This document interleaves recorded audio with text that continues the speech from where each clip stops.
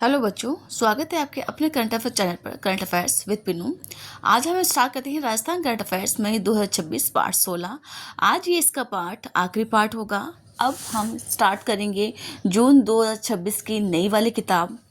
और चैनल को लाइक करें, सब्सक्राइब करें, अपने दोस्तों के साथ ज़रूर शेयर करें जो स्टेट एग्ज़ाम की तैयारी कर रहे हैं। आइए देखते हैं आज के इम्पोर्टेंट सीरीज़ के इम्पोर्टेंट प्रश्नोत्तर। ये देखते हैं पहले कि प्रश्न उत्तर कहाँ से लिए गए हैं। मई 2026 अंतर्राष्ट्रीय क्रोनोलॉजी है करंट जीके के जो राजस्थान का जो पार्ट है वहीं से ये प्रश्न उत्तर लिए गए हैं। आइए देखते हैं सबसे इम्पोर्टेंट सवाल और वेरी इंपॉर्टेंट है। हाल ही में रूस में आयोजित एक अंतर्राष्ट्रीय प्रदर्शनी में राजस्थान के किस लोक देवता पर आधारित पेंटिंग प्रदर्शित की गई थी। नंबर 1 है लोक देवता पाबूजी, नंबर 2 है लोक देवता रामदेव जी, नंबर 3 है लोक देवता वीर तेजा जी, नंबर 4 है लोक देवता देव नारायण जी। तो इसका आंसर नंबर 3 लोक देवता वीर तेजा जी की यहाँ पर पेंटिंग प्रदर्शित की गई थी। कहाँ पर? रूस में एक अंतर्राष्ट्रीय प्रदर्शनी में। आइए देखते हैं अगला इंपॉर्टेंट प्रश्न। रूस में वीर तेजाजी महाराज पर आधारित पेंटिंग प्रदर्शित करने वाले चित्रकार महेश गुर्जर का संबंध राजस्थान के किस जिले से? नंबर 1 जोधपुर, जयपुर, उदयपुर, कोटा। तो इसका आंसर होगा नंबर 2 जयपुर से संबंधित है किसका? महेश गुर्जर का। आइए देखते हैं अब इसकी व्याख्या। रूस में प्रदर्शित हुई वीर तेजाजी पर पेंटिंग। जयपुर के चित्रकार महेश गुर्जर की लोक देवता वीर तेजाजी महाराज पर आधारित पेंटिंग रूस में अंतर्राष्ट्रीय प्रदर्शनी में प्रदर्शित हुई थी। यह प्रदर्शनी रूस के सेंट पीटर्सबर्ग स्थित state university of industrial technologies and design के यहाँ पे institute of design in fine arts द्वारा 10 से 24 मार्च 2026 को आयोजित की गई थी। कहना मतलब ये है कि रूस में एक अंतर्राष्ट्रीय जो प्रदर्शनी हुई थी उसके अंदर वीर तेजाजी महाराज की जो यहाँ पर पेंटिंग है उसको प्रदर्शित की गई थी। आइए देखते हैं अगला इंपॉर्टेंट प्रश्न। राजस्थान का पहला फ्री वाईफाई जोन वाला शहर कौन सा बना है? ब्यावर, केकड़ी, किशनगढ़, शाहपुरा। तो इसका आंसर होगा नंबर 2 केकड़ी राजस्थान का पहला फ्री वाईफाई जोन वाला शहर बना है। आइए देखते हैं अगला इंपॉर्टेंट प्रश्न। केकड़ी शहर में शुरू की गई इस फ्री वाईफाई जोन परियोजना के कुल अनुमानित लागत कितनी है? 1 करोड़, 2 करोड़, 3 करोड़ या 5 करोड़। तो उसका आंसर होगा नंबर 3 करोड़ यहाँ पर फ्री वाईफाई जोन सुविधा के लिए अनुमानित लागत है। आइए देखते हैं अब इस प्रश्न की व्याख्या। केकड़ी बना राजस्थान का पहला free wifi zone. Kekri Rajasthan का पहला फ्री वाईफाई जोन वाला शहर बन गया है। स्वायत्त शासन और नगरीय विकास मंत्री झाबर सिंह खरा ने उस सुविधा की औपचारिक घोषणा 10 अप्रैल 2026 को की थी। इस फ्री वाईफाई जोन परियोजना के तहत शहर के प्रमुख सार्वजनिक स्थलों पर 3 करोड़ की लागत से विकसित वाईफाई राउटर स्थापित किए हैं। इंटरनेट सुविधा इससे यहाँ पर शहरवासियों को हर मौसम में 24 घंटे निःशुल्क इंटरनेट की सुविधा मिलेगी। तो बच्चों, आपको इस प्रकार की नवीन जानकारी के लिए चैनल सब्सक्राइब करें, चैनल को लाइक करें और अपने जो साथी हैं जो स्टेट एग्जाम की तैयारी कर रहे हैं उन तक ये वीडियो जरूर शेयर करें। आइए देखते हैं अगला इंपॉर्टेंट प्रश्न। हाल ही में राजस्थान सरकार ने किस जिले में स्थित कोमटाल दुर्ग सिवाना दुर्ग की तलहटी में एक भव्य पैनोरमा बनाने का निर्णय लिया गया है? नंबर 1 है बाड़मेर, नंबर 2 है बालोतरा, नंबर 3 है जालोर, नंबर 4 है जोधपुर। तो इसका आंसर होगा नंबर 2 बालोतरा होगा। कोमटाल दुर्ग, तो ये दुर्ग यहाँ पे एग्जाम में पूछा जा सकता है राजस्थान वाले पेपर के अंदर कि कोमटाल दुर्ग किस अन्य दुर्ग का नाम है? तो सिवाना दुर्ग का अन्य नाम है। आइए देखते हैं अब इसकी पूरी व्याख्या। सिवाना के कोमटाल दुर्ग की तलहटी में बनेगा ऐतिहासिक पैनोरमा। राजस्थान सरकार ने कोमटाल दुर्ग मतलब सिवाना दुर्ग है जो बालोतरा के अंदर स्थित है के गौरवशाली इतिहास को संरक्षित करने के लिए इसकी तलहटी में एक भव्य पैनोरमा बनाने का निर्णय लिया गया है। राजस्थान धरोहर प्राधिकरण के अध्यक्ष ओकार सिंह लखावत ने प्रस्तावित पैनोरमा की दिशा निर्देश 4 अप्रैल 2026 को दिए हैं। आइए देखते हैं अगला इंपॉर्टेंट प्रश्न। भारतीय बांस मिशन पर राज्य स्तरीय सेमिनार का आयोजन कहाँ किया गया है? नंबर 1 है राज्य कृषि प्रबंधन संस्थान दुर्गापुरा जयपुर, काजरी जोधपुर, राष्ट्रीय सरसों अनुसंधान केंद्र सेवर, महाराणा प्रताप कृषि विश्वविद्यालय जयपुर। तो इसका आंसर होगा नंबर 1 राज्य कृषि प्रबंधन संस्थान दुर्गापुर और जयपुर के अंदर राष्ट्रीय बांस मिशन पर राज्य स्तरीय सेमिनार का आयोजन किया गया है। आइए देखते हैं अगला इंपॉर्टेंट प्रश्न।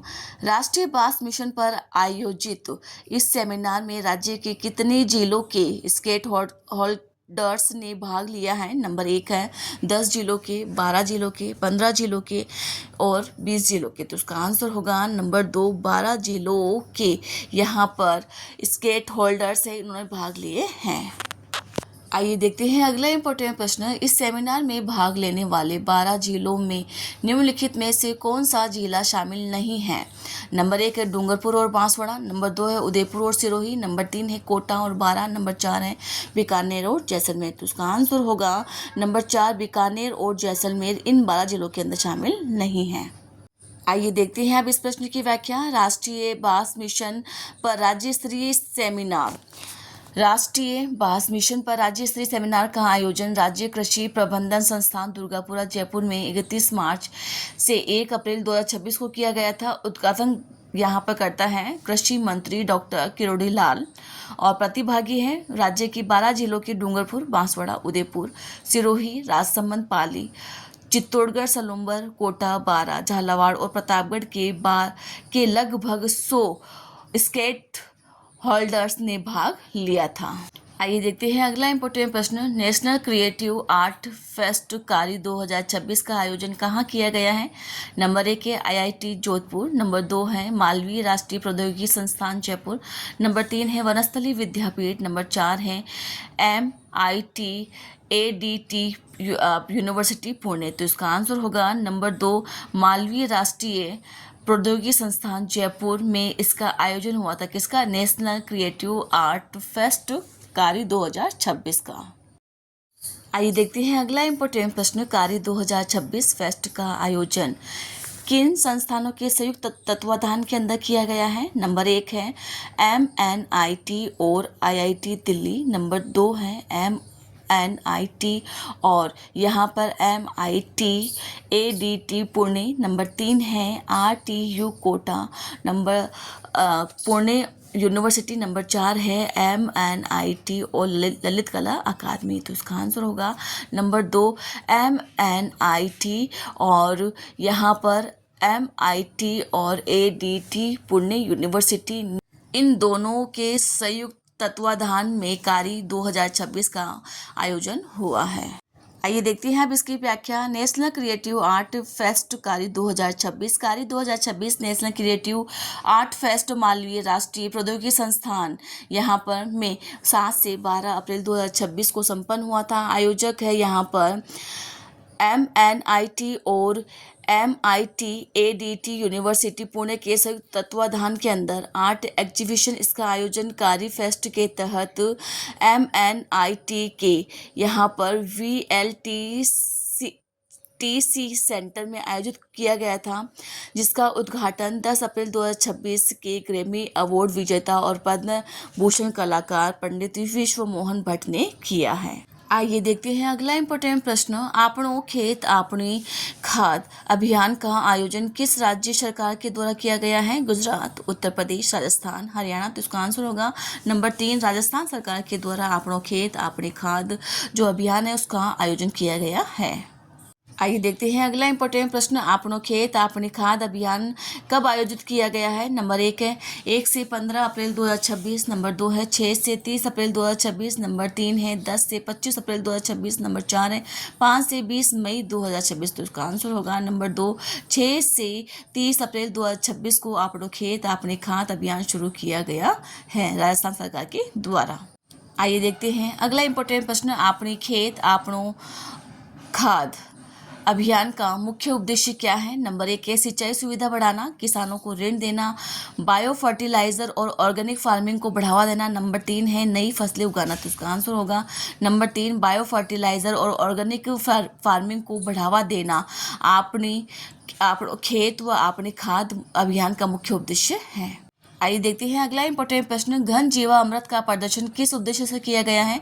नंबर 1 है जैविक खाद्य निर्माण को बढ़ावा देने हेतु, सिंचाई सुविधा हेतु, नंबर 3 है पशुपालन हेतु, नंबर 4 है बीमा योजना हेतु। तो इसका आंसर होगा घन जीवामृत का जो प्रदर्शन है उसका मुख्य उद्देश्य नंबर 1 जैविक खाद्य निर्माण को बढ़ावा देने हेतु किया गया है। आइए देखते हैं अगला इंपॉर्टेंट प्रश्न। आपनो खेत आपनो खाद अभियान। राज्य सरकार के द्वारा आपनो खेत व आपने खाद अभियान का आयोजन पूरे प्रदेश के अंदर 6 से 30 अप्रैल 2026 को किया गया था। उद्देश्य है बायो फर्टिलाइज़र और ऑर्गेनिक जो फार्मिंग के साथ ही किसानों को ग्राम 2026 के रजिस्ट्रेशन के लिए जागरूक करना है। यहाँ पर प्रायोगिक प्रदर्शन है। आयोज्य अभियान के दौरान जीवामृत, बीजामृत, घन जीवामृत व पंचगव्य, यहाँ पर वर्मी कंपोस्ट व उन्नत कंपोस्ट का निर्माण जैसी तकनीकी का यहाँ पर प्रायोगिक प्रदर्शन भी करवाया गया था। आइए देखते हैं अगला इम्पोर्टेंट प्रश्न। धरती माता बचाओ अभियान का मुख्य उद्देश्य क्या है? नंबर 1 है वनों की कटाई को रोकना, नंबर 2 है राज्य में फर्टिलाइजर का संतुलित उपयोग और उनकी कालाबाजारी को रोकना, नंबर 3 है जल संरक्षण को बढ़ावा देना, नंबर 4 है वन्य जीवों की रक्षा करना। तो इसका आंसर होगा धरती माता बचाओ अभियान का मुख्य उद्देश्य होगा राज्य में फर्टिलाइजर का संतुलित उपयोग और उसकी कालाबाजारी को रोकना, इसका मुख्य उद्देश्य है। आइए देखते हैं अगला इम्पोर्टेंट प्रश्न। धरती माता बचाओ अभियान के तहत ग्रामीण स्तर पर किए गए प्रयासों के संदर्भ में सही कथन का चयन कीजिए। नंबर 1 है इसके तहत जिला मुख्यालयों पर बड़े कृषि मेलों का आयोजन किया गया था। नंबर 2 है इसके तहत विभिन्न ग्राम पंचायतों में किसान यहाँ पर गोष्ठियाँ के माध्यम से किसानों को जैविक खेती अपनाने के लिए जागरूक किया गया था। सही कूट का चयन कीजिए। केवल 2, 1 व 2 दोनों, इसमें से कोई नहीं। तो इसका आंसर होगा नंबर 2, केवल 2 सही है। इसके अंतर्गत विभिन्न ग्राम पंचायतों के किसान गोष्ठियों के माध्यम से किसानों की जैविक खेती को अपनाने के लिए जागरूक किया था। आइए अब देखते हैं इसकी पूरी व्याख्या। धरती माता बचाओ अभियान राज्य में फर्टिलाइजर का संतुलित उपयोग और उसकी कालाबाजारी रोकने के उद्देश्य से धरती माता बचाओ अभियान 1 से 15 अप्रैल 2026 को आयोजित किया गया था। इसके तहत विभिन्न ग्राम पंचायतों में किसान गोष्ठियों के माध्यम से किसानों को जैविक खेती अपनाने के लिए जागरूक किया था। तो बच्चों कैसी लगी आपको ये जानकारी? प्लीज़ कमेंट में ज़रूर शेयर करें, चैनल को लाइक करें, सब्सक्राइब करें और अपने जो साथी हैं जो स्टेट एग्जाम की तैयारी कर रहे हैं उन तक ये वीडियो ज़रूर शेयर करें। और आज ये राजस्थान का जो भाग है ये कंप्लीट हो चुका है। अब स्टार्ट करेंगे जून 2026 की जो किताब है अपनी जो अंतर्राष्ट्रीय क्रोनोलॉजी है उसका राजस्थान का भाग की। तो बने रहें करंट अफेयर्स विद पिन्नू।